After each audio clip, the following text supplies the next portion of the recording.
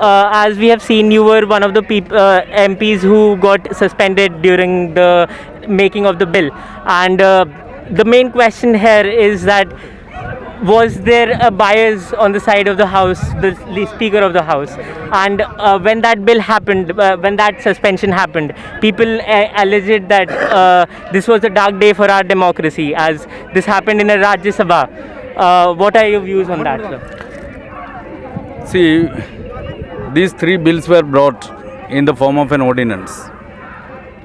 And yes, of course, the government has the power to promulgate ordinance, but at the same time, the opposition has another right, constitutional instrument, to oppose an ordinance in the form of a statutory resolution. In fact, I had brought out a statutory resolution in the House. Not only a statutory resolution, but I had again moved a resolution to send that bill to a select committee, and 13 amendments were also be moved in the House.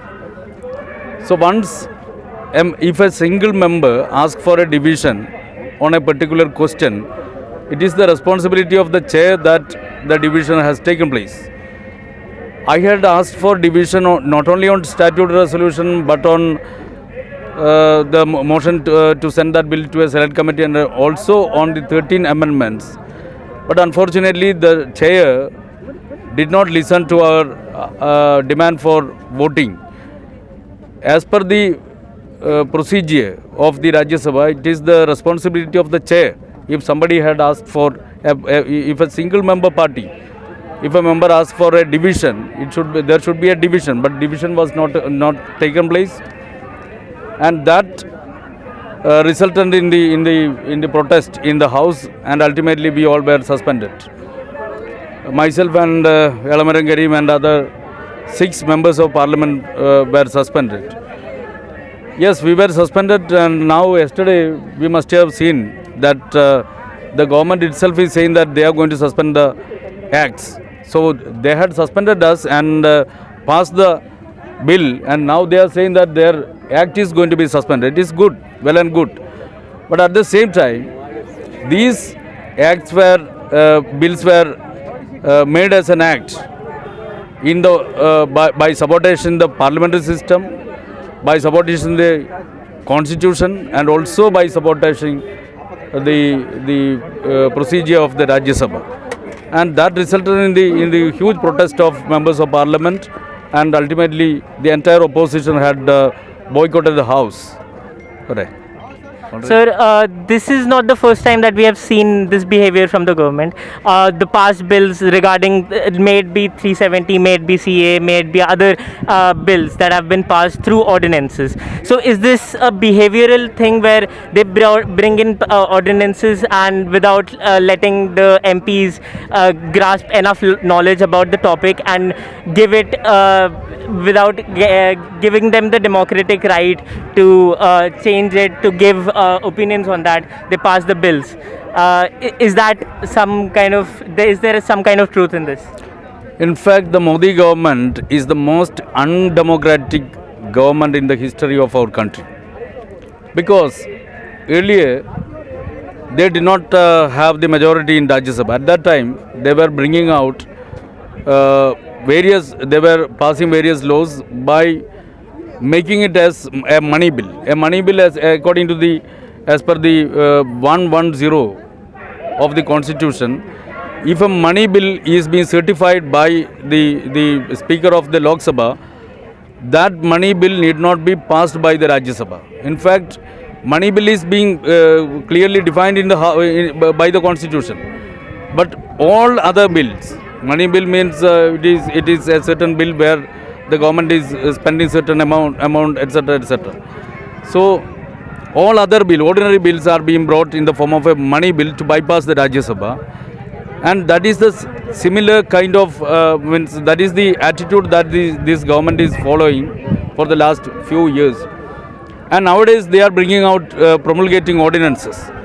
If you look at the figures, Modi government is a government that had promulgated maximum number of ordinances in the history of our country. So they are bringing out these 3 bills were also brought out in the form of an ordinance.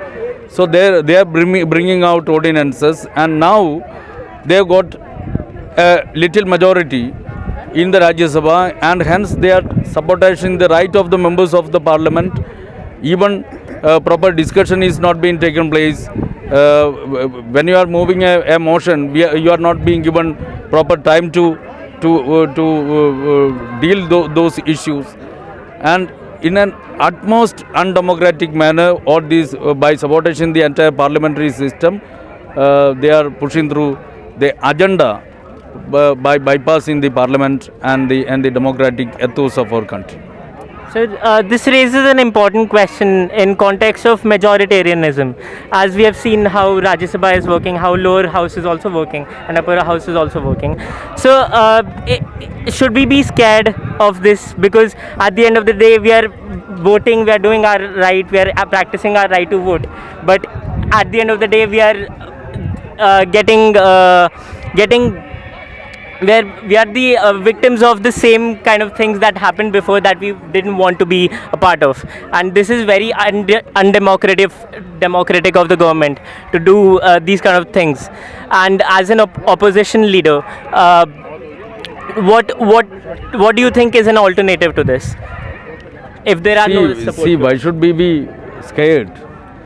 If you look at if you read the constitution, the very beginning of the constitution, the preamble itself, you can see that our constitution starts by saying, we the people of India, people are supreme. We the people of India, having solemnly resolved to constitute India into a sovereign, socialist, secular, democratic republic. So the constitution is being brought by the people of India. It is the byproduct of the will of the people of our country. So people are supreme.